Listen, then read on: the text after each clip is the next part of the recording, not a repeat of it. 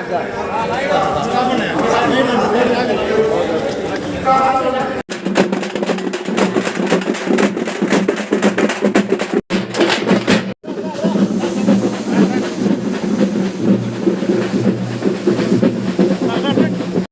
ఎలక్షన్స్లో 5 రీజన్స్ హైదరాబాద్, అలాగే గుంటూరు, అలాగే కర్నూలు,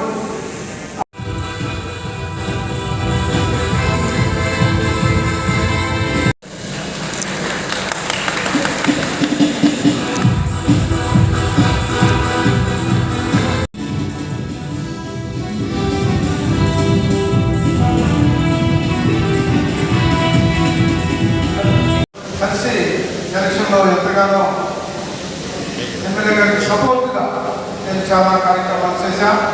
ఇదే సంఘంలో నేను థామస్ చాలా కష్టపడి, కేశవరావు గారు మేము చాలా కష్టపడి ఎమ్మెల్యే గారి ఎలక్షన్లో తర్వాత పిలుస్తాం.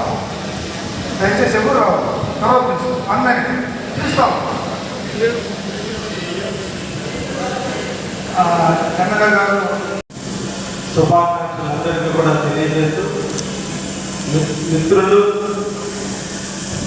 పెద్దలు, సమాజ సేవకి పుట్టిన దివాకరన్న పుట్టినరోజు సందర్భంగా వారికి పుట్టినరోజు శుభాకాంక్షలు తెలియజేస్తూ, నిండు నూరేళ్ళు వారి సేవలు యేసు యేసుల ప్రేమానురాగాలతో నిరంతరం కూడా వారు చేస్తున్నటువంటి సేవలు నిరంతరం కొనసాగాలని, వారి చల్లని నీడలో కావలి నియోజకవర్గంలో ఉన్నటువంటి క్రిస్టియన్ సోదరులు అందరూ కూడా బాగుండాలని, అందులో నేను కూడా బాగుండాలని మనసారా కోరుకుంటూ, కొందరి జననం సంపాదన కోసం పుడతారు, కొందరి జననం సమాజ హితం కోసం పుడతారు.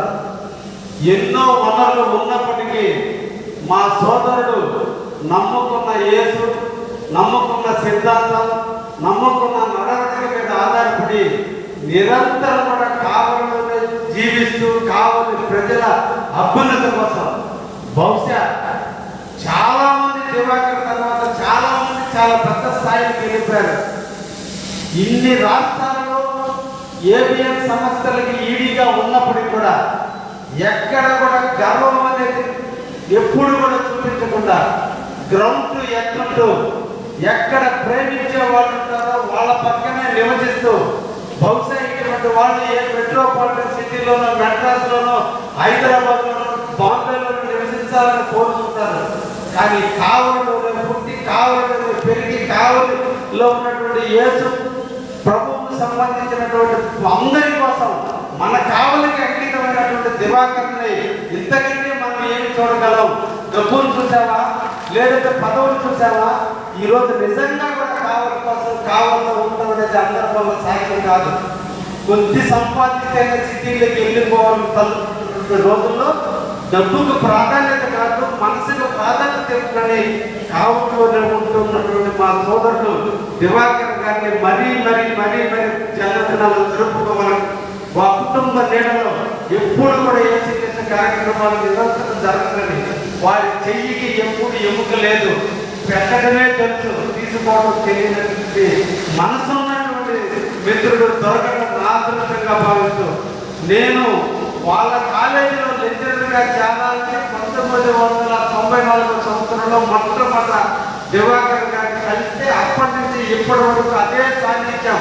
ఇద్దరి మనసులు దూరంగా ఉన్నా, శరీరాలు దూరంగా ఉన్నా, ఇద్దరి భావాలు ఒకటిగానే ఉండబట్టే నిన్నటి రోజు నా ఎన్నికల్లో అనీతిగా భావించి తను పోటీ చేస్తే ఎంత కష్టపడ్డాడో అంత కష్టపడి నన్ను గెలిపించడానికి కృషి చేసిన నా తోపుడు లాంటి మా దివాకర్ గారిని మరొక్కసారి అభినందిస్తూ, ఎప్పుడు ఇదే కలయికలో మేమిద్దరూ ఉంటామని, ఎప్పుడు కూడా నాకంటే 1 సంవత్సరం పెద్ద కాబట్టి నాకు అన్నతో సమానమైన దివాకర్ గారి ఆలోచనకు అనుగుణంగా కావలి అభివృద్ధి చేసి తీరడంలో నేను కూడా పేద కుటుంబంలో పుట్టా, పేదవాడిగా పెరిగా, కావలిలోనే పెరిగా, కావలి మీద మమకారంతోనే ఎక్కడ కూడా నేను కూడా సిటీకి వెళ్లకుండా ఈ ప్రాంతంలోనే ఉండాలి, ఈ ప్రాంత ప్రజల కోసం పనిచేయాలి, ఈ ప్రాంతంలోనే కలిసిపోవాలనే ఒక దృఢమైనటువంటి సంకల్పంతో ఈరోజు నిరంతరం కూడా మీరందరూ ఓట్లేసి గెలిపిస్తే కావలితో ఒక సేవకుడుగా ఈరోజు మన యేసు చెప్తున్నాడు.